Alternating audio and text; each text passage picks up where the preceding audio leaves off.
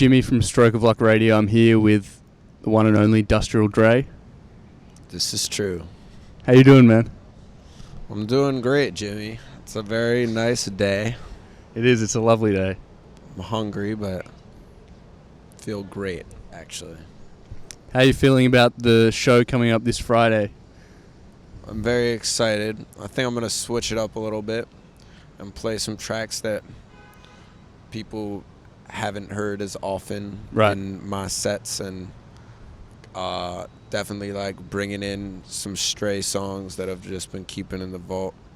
But yeah, I'm definitely excited to see my friends perform too. Can you tell the audience how it was playing at SOBs? It was good. I mean, it was like definitely a top 5 night in my entire life. I'll say that. Yep. I liked a lot of the energy from the crowd, and it felt very good to just like be on a stage and receive the type of like recognition for the music that I've like wanted the entire time, because it's kind of hard when you like have all these songs in your phone, but like you actually have no way of seeing how people are receptive to them when they're like drunk and out in New York City. So it was really fun. I also just liked rapping for that long. It was like just fun. Yeah. And I really enjoyed all the love. Yeah. That must be cool, like, being able to like actually put it out there, because I know a lot of those tracks probably. Would you say all of the ones that you played? Every single track I played has never been released. Right. It was all like, nothing I like is released. So it was like mad easy for, not easy, but I think it's like gonna, of course, be refreshing for anyone that hasn't heard it before. Yeah. And it's just like popping a pimple that's just been like growing and growing. Right. And then I kind of just popped it, and all the pus just flew out. Yeah. It was cool. That's a crazy analogy. Pus. You know what I mean? Nah, I'm playing. That's not what I meant, actually. But, yeah. Can you, is there a song that you, like, okay, you've only, like, you did the SOBs, but was there a song that stood out for you in terms of, like, your favorite song you performed? That was a very long-winded question for that. But sure. Yeah, no.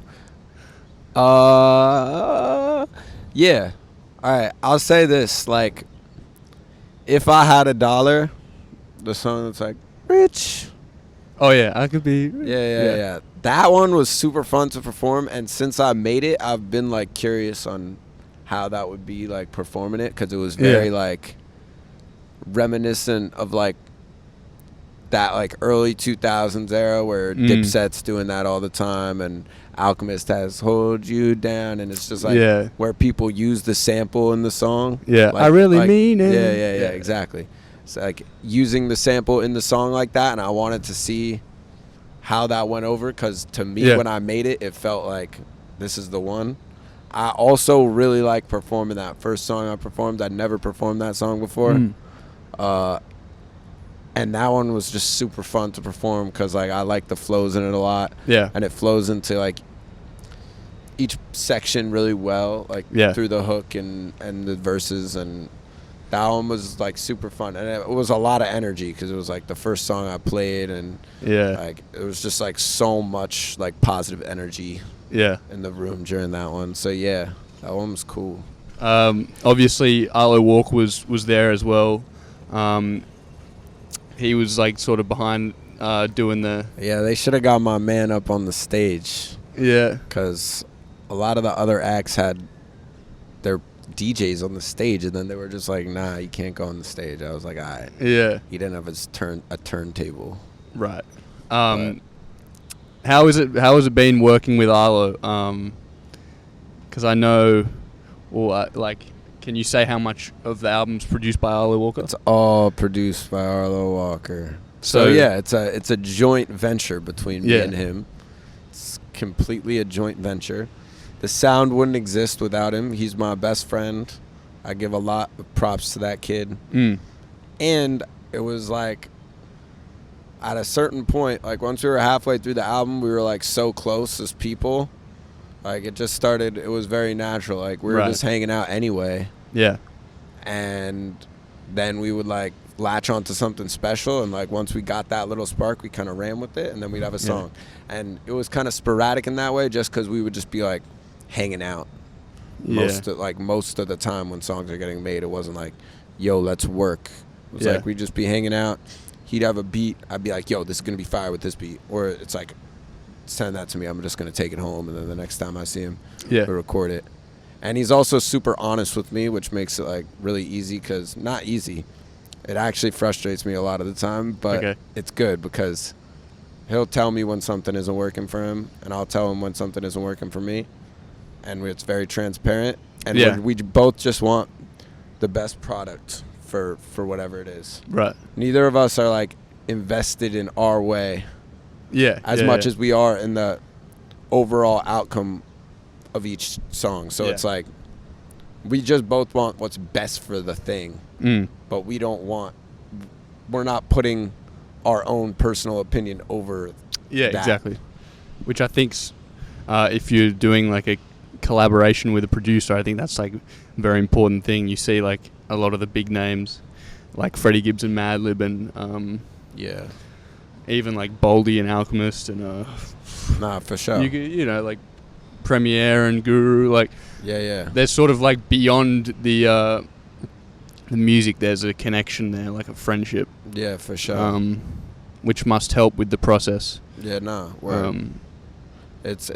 definitely helps with the process, and it's definitely like good. We have similar like values and like ways that we think about music and like where we want to take it. And like both of us, I think, like though we're like very immersed in this like scene of like kind of underground avant-garde rap, we both like really want to make big songs, like and not only mainstream media. I mean, like we want it to feel like a big song. Like we're very like focused on the musicality also, which I think is like something that a lot of people in that scene like aren't as invested in as we are, because we just have very like high standard and high hopes for where we want to take it. And like I think that definitely helps out a lot. Who are some artists that you've noticed have been able to do that, like remain like extremely well respected in hip hop, but also like push beyond the underground?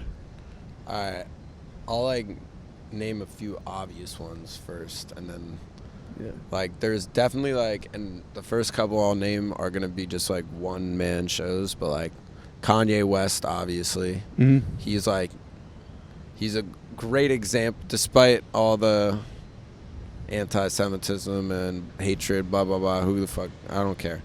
I mean, I do. I'm very Jewish, but musically, musically, like Kanye, I feel like is one of those people where like Mos Def and Talib Kweli and everyone was just fucking with him, and anyone that really liked rap was fucking with him from the start.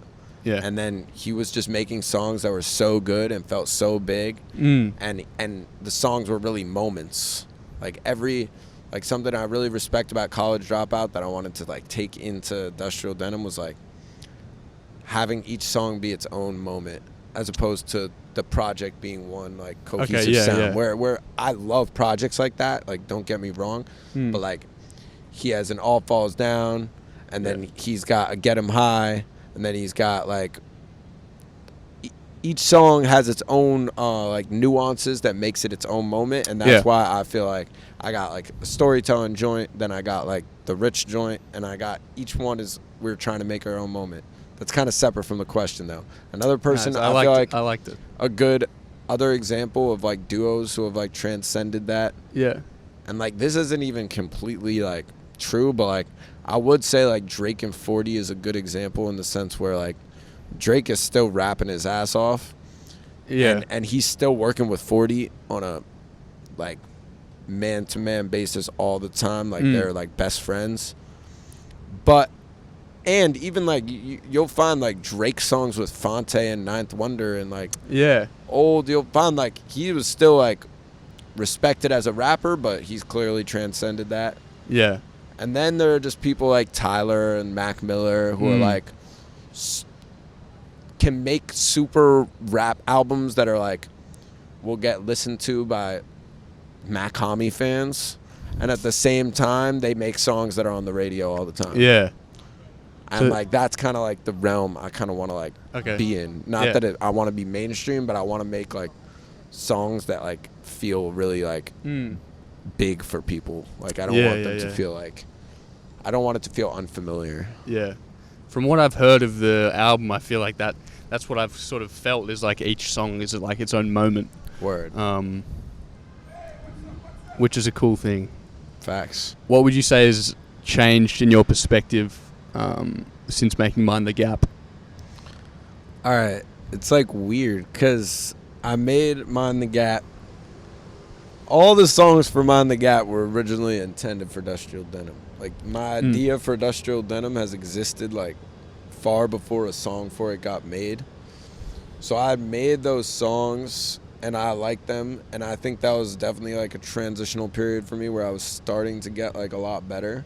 Right. Craft wise, and I was only a year and a half into making music as well, so it was like I was like transitioning into like learning how to make hooks or like assign themes to songs like and I like at that point in time like I had kept being like, all right, I'm gonna put these out under Dustrial Denim, and then it was just taking too long, so I'm like, let me just throw everyone a bone and do Mind the Gap, because I'd been telling so many people like, yeah, this album's gonna be crazy, blah blah blah blah blah blah blah, and I just wasn't dropping anything, so I dropped it, and I wasn't really making an album, I was just making songs. Okay, yeah. I was getting beats and rapping on them, and like it was cool, but now like I approach a track and like a beat, and I'm like, what do I want this one to say? Like, I think that's mad important. And it was, like, mad transitional when I did that, because I'll still have some songs where I'm like, what I want to say, I want to convey an energy of, like, rapping my ass off and talking about smoking weed and rapping on the song where I'm rapping. Yeah. And that'll still happen from time to time, but those aren't the type of songs that I want on an album. Like, and now when I'm thinking about making an album, I'm like, what's the bridge? Like, I'm like looking at like the part of the beat where I could put the bridge in, what I want the hook to say, how am I gonna like use the hook to sum up the verse, and how am I gonna convey like a message through the song. Like, I used to just start writing, and now I'm like, all right, this is what I want to talk about, I'm gonna write about it. And it's still like the same, still the same spirit of like catching inspiration and running with it. Yeah. It's like the same spirit in that way, but it's a lot more intentional. Okay, yeah. And it's a lot more like, I'm like thinking about like, where am I playing this? Like, right. You know? Like, I want to be a lot more intentional. And with that comes like, even with the album I'm working on for after Dustrial Denim, with that comes like a lot of like patience, and like you just have to kind of wait for good ideas, and like they'll come if you give yourself enough experience of life and just like the room for it to get created. But you have to be more patient, because I used to wake up and write a 16 or a 32 every day, and sometimes it's mad good, and then some beat comes on and I'm just gonna rap it over that beat, and I'm like, wow, that's a great song. Right. But now it's like, I can't just like write a 16 and just throw it on beats. So you got to hear the beat first. Anyone that used to go to the studio with me knows that's how I used to write all my songs. Yeah. I literally have 16s just throughout my notes, and then going through beats, and I'm like, which one is going to work? Okay, yeah. As opposed to like, oh, this beat is making me feel like this. I'm going to listen to it 20 times until I like can identify the feeling. And then like once I identify the feeling, like, what am I gonna say? And then sometimes you're like, I don't know what to say, and then you like start it enough that you get an idea of where you want to go with it, and then you keep going. Are you constantly like writing? Like, do you still get up in the morning and start writing, or do you just wait? I honestly don't do that as much anymore. Okay, but what I've been doing a lot recently, like to just keep my pen sharp, is just like writing like to just like classic beats and shit. Okay, yeah. I wrote to Lost One by Jay-Z 2 days ago. I wrote to like What Happened to That Boy by Clips like 6 days ago. Like I just like still want to sharpen my pen because like it's still a muscle that you have to like strengthen to just be good at rapping. Yeah. But like when I'm making a song, it's not the same. Like those aren't the songs I want to make. Right. Maybe I'm gonna slap that, if it's really good, I'm gonna slap it on like a freestyle whenever someone asks me to like come in and do a freestyle, if that happens. But yeah, but like I asked Sko this yesterday, but like let's just say you're approached by a freestyle page or like let's say like something like Hot 97 or something. Yeah, sure. That'd be great. What are some beats that you would like demand you rap over if you had a choice? If I had a choice? Yeah. Ah, shit. I would really want like, what I'd really want is either like some Madlib joints, like just like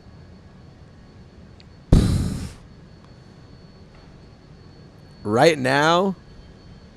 I would definitely say Lost One by Jay-Z because I wrote the most ill shit to that yesterday. But but like apart from that, fuck. I would rap on that fucking Madlib beat. Like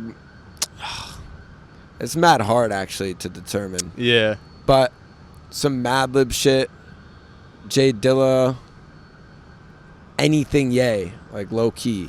Mm-hmm. I'm sorry, Grandma, but I still listen to Kanye West.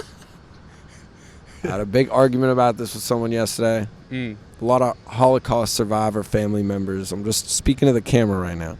I'm sorry, but yeah. I would, you know what beat I would rap on a fucking radio show? My fault. I've took so long to figure this out. No, you're good. I would rap on the 30 Hours beat. Ooh. That would be so fire. Like I feel like crazy. I feel like you could really drop some crazy like barred out shit on the 30 Hours beat. Oh, because there's so much room to just like but it's still up tempo. Yeah. But it's still soulful. And it's soulful in a way where it's hard. It's not like too soft. Yeah. You could drop some gems that on beat is the one I would do. That's okay. There we have it. There you have it. All the ramble from prior, just take it out. It was cool. Take it out. Fuck it. All right. Yeah, I'll just cut it out and we'll just get that one. Or you could just keep this part in so it makes more. No, I like the rambling. Cool. The rambling adds to it. Yeah, that's what I do. I like to nervously ramble on stage, especially. Yeah. That was so funny when I rewatched something. You said something on stage. It was like where I was like, drink water. Yeah, I was like, everyone. Oh wait, I was like, oh wait, let me say something. Everyone should be drinking a proper amount of water. Like that would be ideal. And then I was like this, because I was so thirsty, bro. And like I feel like something like that I was like low key insecure about is like when I be rapping on stage, it's mad hard to hear myself. Okay, yeah. So I like am rapping way louder than I need to be, and then my voice like gets worn out mad quick. Okay. Plus I'm smoking OD before the show, and then like I'm just like I just fucked myself over. But I didn't even want to drink too much water leading up to it because I drank way too much water that entire day. And then like I read some shit about overhydration, and my stomach was like swooshing around, and I was like, yo, I'm not drinking any more water. I had like 3 shots of Bacardi and just jumped on that stage, bro. But yeah, that shit was cool. Yeah, that was cool. I can say firsthand that was cool. Yeah. I was at the front. One word to describe it. With my long arms, I was. Yeah. There was a lot of dappage going on. Yeah, there was. Yeah. Shout out my son, Too Many Flowers. I'm sorry I messed up the dap, Sam. I messed up the dap. On the first song, I was like, I just fumbled it. It's cool, though. All right, let's move on. What's it like having artists such as Lord Sko sort of like pushing you lyrically to be at your best? Like, that's one of my best friends. So, like, all my friends push me to be my best. But on a real note though, I love all my friends to rap, but I will say like Sko and Jeremy definitely are like push me the most, and Dennis Valentine. If you know who that is. And you performed with them, right? Yeah, that's one of my really good friends. He's got a really interesting rhyming style, and like the way he raps like definitely pushes the shit out of me. I will say Sko specifically, since I met him, right, like it's been a very consistent like of me getting pushed to my limit, in the sense where I'll write something I think is good, and anytime I hear Sko say something, I'm like, fuck. He just says shit in the coolest way, bro. He says everything mad cool, and his voice is just ill as fuck, and his like the way he's like his rhyming style is just like, I could never rap that cool. And so anytime I'm getting on a track with him or I want to show him something, it's got to be like really like what I think is my best verse. And every time I write a verse, of course I want it to be my best verse. Yeah. But like we were saying earlier, I want to have moments. I'm trying to do different things. Let me try and sing on this one. But when it comes to lyrically, like rapping, like, yeah, Sko definitely pushes me the most, because we'll get on a song together and he's just like, yo, I'm going to body the shit out of you. Or we finish and it's just like body bag. So really, every time I gotta come and put my best foot forward. And if he still says body bag, then I'm like, all right, there's nothing I can do. I tried my best. Yeah. But recently, I've really been like trying to push that limit, and I feel like he's definitely helped me get to a point where I feel like I can out-rap anyone. And without knowing Sko, I know I would have gotten there to some degree, but he definitely pushed it to a certain level, because really, like, I don't think there's a lot of people in New York City that rap as good as him. Yeah. No, I low-key actually don't think they're, like, he just raps really well, man. And yeah, he's incredible. I compare it like this, like, every time I get on a track with Sko, here's how I feel like. It's like that song, Tong Po, with Action Bronson and Conway the Machine, right? That Action Bronson verse is fire. He's like, with your bitch in the front, give me Filadio. Like, he's like saying mad funny shit. Yeah. That song is mad fire. And Action Bronson's verse is great. Like, you can't say that Conway washed Action. You just can't really say that, because his shit is mad fire. But when Conway's verse comes on, it just sounds so fucking ill. It just sounds so much more gangster. He's like, how does he come in? And I put you in a Fendi casket. Fendi burner, look at him relaxing. See an obituary pictures and continue laughing. Machine. Like, and he just sounds way iller, bro. Like, his voice is deeper. The shit he's saying is more gangster. I'm not a pervert, I'm just half Italian. Yo, he's like, I feel like Cuomo, I see titties, I'm like, let me grab it. And then I say, I'm not a pervert, I'm just half Italian. And it's coming from a place that's a little, like, realer in the streets and shit, which is just true. Like, Sko is just a little more certified than me in that realm of things. I'm a little, like, softer as a person. So, yeah, he just fucking, it feels like I'm rapping with fucking, feels like I'm rapping with Conway or fucking Sean Price when I rap with Sko. It's like, all right, I gotta fucking, you gotta bring it. I gotta fucking push the envelope. Yeah. And he's also put me on to a lot of rap that's been informing my style recently too. Yeah. So can you name some of those people? Sean P, fucking, I was always a Mobb Deep fan, but he got me into like Prodigy really as a solo artist. I would say Sko really put me on to mad shit. My favorite put on from him, I will say, is that song. It's only on YouTube, California by Mos Def. You need to listen to that, man. I don't know. Fucking tweak. You gotta like be on fucking shrooms or some shit in your room, like in the dark, smoking a blunt, and listen to that song, and you'll be like, oh my god. Yeah. That shit's a good put on. I'm not gonna lie, but yeah. Word. I know this is like a generic question, but I'm always interested to see like what artists say. But like, I want to know your like top 5 of all time. It's kind of like. Actually, you don't need to say a top 5, but just name.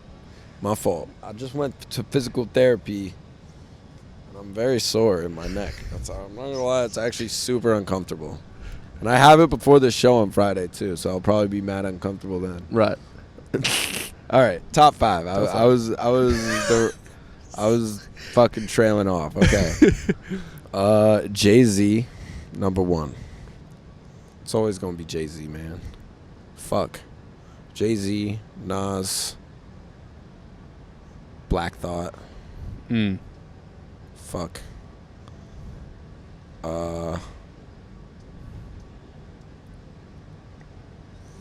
Because after that, it gets kind of like mixy. Right. I will say like, alright, like rap wise, alright, Jay-Z, Nas, Mos Def, fucking, oh, not Mos Def, Black Thought, Mos Def. Yeah. And then, oh, whoa, I bugged out. Yo, you give it, that's such a hard question, bro. Yeah, I'm well, not gonna lie, sometimes that shit gets me tight. Yeah, I got it. Jay-Z, Nas, Black Thought, Kendrick Lamar. Jay-Z, Nas, Kendrick Lamar, Black Thought, Mos Def. Yeah. I mean, it doesn't have to be like a definitive top 5. I just wanted to name. That's my top 5, though. Okay, I'm gonna that's keep your it top at 5. that. All right. I'm gonna keep There it it at is. that. I will say this though, Freddie Gibbs raps better than so many people. Yeah. He might not be saying that much like as like profound things as some of the other people I named. Like he's not saying as profound statements. But his actual like rapping ability is mad good. So is Rock Marciano. Yeah. Rock Marcy's up there too for sure. Yeah. But like him and Freddie, it's like they're not saying the most profound shit ever. So it's hard for me to put him in a top 5 because I can see rap so much bigger than like just steez shit. Yeah. And like just talking about your life and just how ill you're living. Yeah. But those two talk about how ill they're living like mad well, and they just rap their actual like technical skills. It's just like super good. They're like wordplay. They're definitely up there They're for flow. sure. But Kanye is like an all-time songwriter for sure. Yeah. And if we're going really like, you didn't say rappers too. I'm not gonna lie, you didn't say rappers. So if we're going greatest artists of all time, because I'm an artist type of guy, I like to sing and shit. Yeah. I'm gonna say Kanye, all-time songwriter. Stevie Wonder. Bob Dylan, all-time songwriter. Fucking toss Elton John in there. Toss fucking it's dead hard. Otis Redding. Yeah. The Strokes. That's a eclectic taste. Yeah. Al Green. Yeah. Lonnie Liston Smith. Mad Fire. Yo, the list goes. You wanna know what's fucked, bro? Is like there's so much music that exists. Like I was just watching like the Alchemist shit, where the top 5 producer of all time, right? Yeah.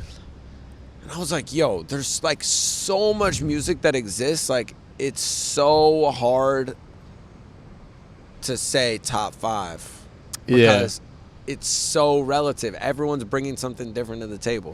The best part about music is that each person is trying to convey their perspective the best, because everyone has something unique to say, and some people have been boxed into society enough that their perspective gets less and less unique because it's been informed by other voices. Yeah. But the best artists are trying to convey their perspective to the best of the world. So who are you to say that this perspective is more valuable than that perspective?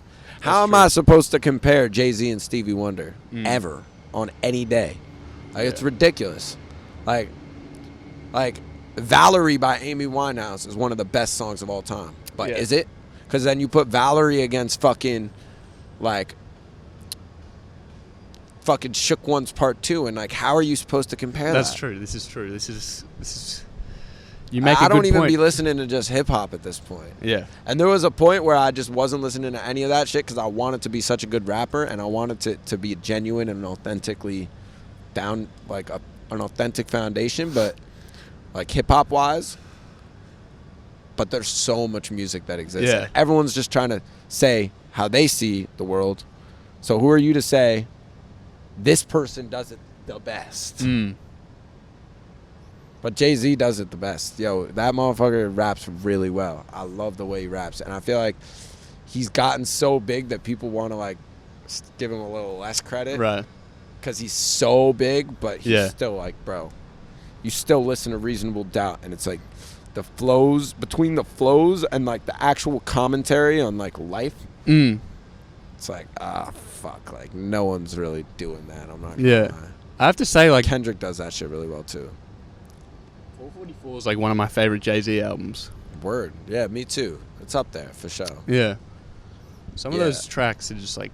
Nah, it's ridiculous, bro. I think my favorite Jay-Z really, song is 444. But the thing is, like, he's saying shit really well. Yeah. Whoa. What? That's your favorite Jay-Z song? It's cool. I sanction it. Because I have some favorite Jay-Z songs that people would not think are the best. And I do think 444 is like top 10 Jay-Z song. So that's fair. I actually take it. Because the way that he's talking about his life is mad insightful and it's mad honest and it's mad like unapologetic. Like, it's also one of the best beats I've ever heard. Yeah, OD. And that whole album is like, I could have bought a house in Dumbo before it was $2 million before it was Dumbo. Yeah. How I'm feeling. Dumbo. Yo, who the fuck is gonna say that? Like, that's not the best example in the world by any means, but like, yo, like, he said that shit, and if anyone else said that shit, it would sound so whack. But like, he said it mad cool. Yeah, no, I know what you mean. All right, I'm gonna stop like sucking Jay-Z's meat right now. Like, just in terms of like singing and stuff, how have you found that recently? Is that something you've sort of just gotten into more recently? Yeah, I kind of like, as a little kid, I always used to like be singing and shit. I used to have like mad dreams that I would like be singing, and then like the girl I had a crush on, and like this is in like second grade, would like come in and see me singing. I'd be like, you'd be like, yo, but I always kind of wanted to sing before I was even into hip hop. Like when I was a little kid. Yeah. Even though my dad would play mad hip hop in the crib, and then like I like thought, like when I started making music, it was like sounded really whack and corny. Yeah. So I never did that shit ever. And once I got like comfortable enough rapping, I was like, all right, let's add a hook here. And then I just like started expanding on my voice, and I'm still like got so far to go before I get to the point that I'm at. Because like I really want to make like really like good songs where I'm singing. Like I don't want to be rapping my entire career. Just because like singing can be like, sometimes there's like a feeling that you can do when you're singing that's like way more powerful than when you're just saying the words. Okay, yeah. Because you're like, the notes are like, it's like, so it's more expressive in a certain way. Like when you're talking about certain things. But I will say, like, you're not going to hear me singing for a minute. Like, I got songs where I'm singing. I can show you after this, but like, nothing's going to really like come out with me singing. Yeah. For like, I don't know if Sam showed you any shit at the crib, but I sung on beats at his crib. I'm just getting into it. I'm just getting into it. Yeah. I'm not gonna lie. This interview will look mad cool like in like 10 years. When you're like, yeah. You're hitting like the high notes and shit. Yeah, right now I'm in this like one range. Yeah. It's like Dominic Fike-ish range, but like I wanna expand for sure. Yeah. With the new album coming out, Dustrial Denim, in your own words, like, what is the sound? What's the style? What's the sound? What's the feel of the project? It's very soulful. It's very ambitious. It's like not like it's that experimental ambitious, but like lyrically it's like very ambitious about life and what you can achieve. Very soulful, very refreshing, a lot of like thick bass lines, lots of bass lines, lots of soul chops. I'll like sonically, I'd say that's like the best way to describe it. Although there's like still a lot of like piano, a lot of like actual instruments you're gonna hear, like violin chops and like shit like that, which is super cool. Lyrically, I'd say it's like very it like talks about society a lot. It's a commentary on that in a certain way, but through the lens of like my experiences as like coming of age. Yeah, I would say the best way to put it is like it's a very soulful coming of age album. It's like a coming of age album, and I want it to like come off as like I'm finally like reinforcing my values and how I view the world and trying to like set the foundation for who I am as a person. And it's also really just about being a kid in New York City. Right. That's like a big thing. Yeah. About being a kid in New York City, and like however that comes through the lens, it comes through the lens. Right. Like it's not like when I say like I got a story about a homeless guy outside a restaurant, I got a fucking song about coming home at 2 a.m. on the subway and my mom gonna fucking kill me. I had a song about my relationship with weed and how my family views it. I got a song about coming home after being in college for mad long. I got a song about how everyone, I'm giving away the whole steez right now. Got a song about how everyone that leaves from New York City, I have a lot of friends that went to college, left New York City to go to college and come back for the summers. And my commentary on that and how that's like affected them. And like me and Arlo have been doing a good job at, I think, like stringing these skits together where we like are doing voice memos of people we know and our friends without them even knowing, and that's like cool. Stringing it together to make it feel like a plot of one day in New York City as me, and each one is just like, each song is kind of like a pocket of thought in my brain of like something I wanted to talk about. There's one about like time. There's not enough time in the week. It's true. I do know that song. Yeah. There is. There's not enough fucking time in the week though. Can we just like recognize that? Like, yo. Yeah. What do you think they should be? We're all gonna die one day. Like, it sucks. All right. But that's a dark ending to. My fault. Continue what you were gonna say. It's true though. Yeah. We're all gonna die one day. It's gonna fucking suck.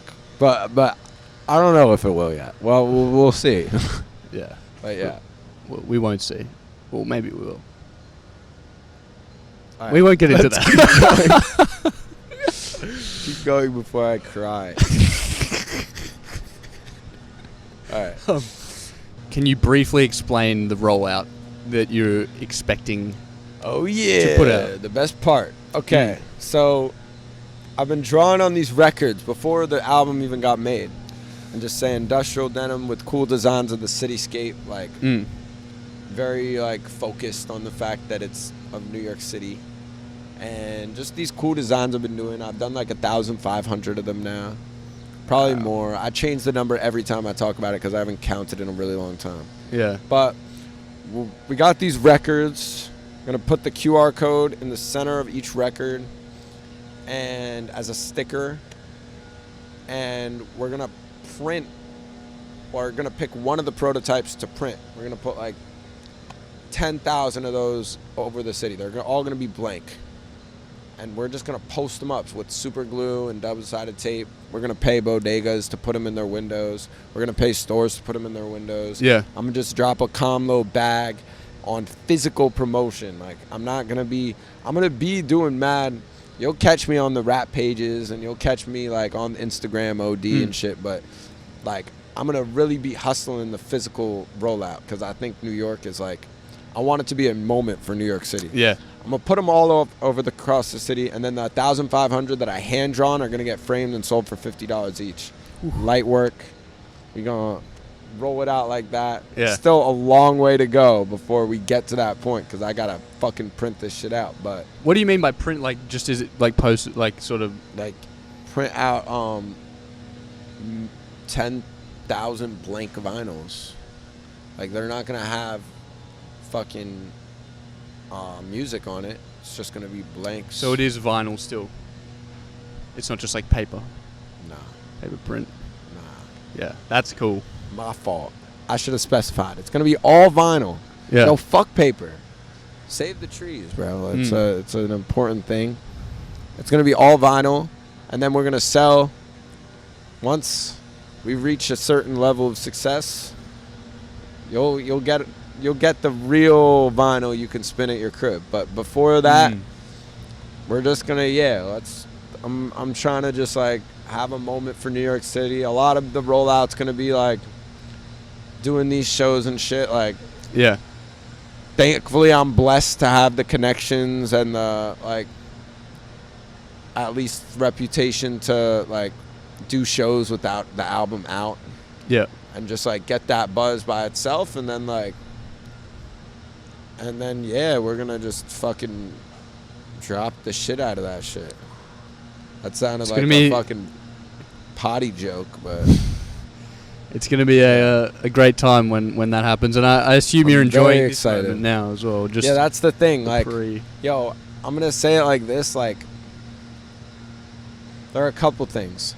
First, it's like the other day, like I realized like how little time left I have to be a kid, and how much time left I have to be an artist, and like when artists have actually taken off, the ones I respect. Yeah. The ages, and like getting a perception of time where I can actually like acknowledge the fact that like I'm not gonna be a kid for that much longer.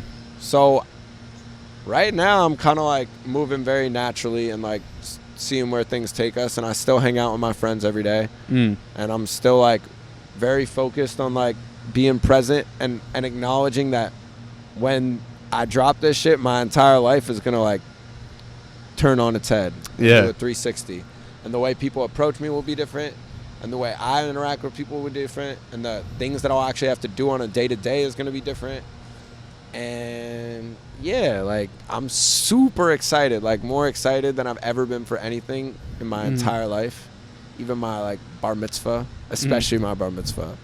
Right. Way more excited for this. Yeah. More excited than anything I've ever been for anything, but I like want to like grasp onto the last bit of childhood I have. I'm gonna be a teenager for like a couple months longer, and then You got to enjoy that. adios. Yeah. I'm gonna be in my 20s, and I'll only be in my early 20s for so long. But by the time I'm in my 20s, though, that shit gonna be out. We gonna love life, and yeah. Yo, low key stuff, man. now talking about this, I'm like, fuck, I gotta fucking just get this shit out. This is fucking the worst. Yeah, I mean, you don't want to like. Obviously, you don't want to rush it, but like. Oh yeah, I like to go on interviews with Soul Radio. Oh, you thought it was a game. You thought it was a game. Yes, sir. Yo, you got anything to say to the crowd, bro? Running it back with the buzz and 2 mics. 2 mics. 2 mics. Exactly. True say.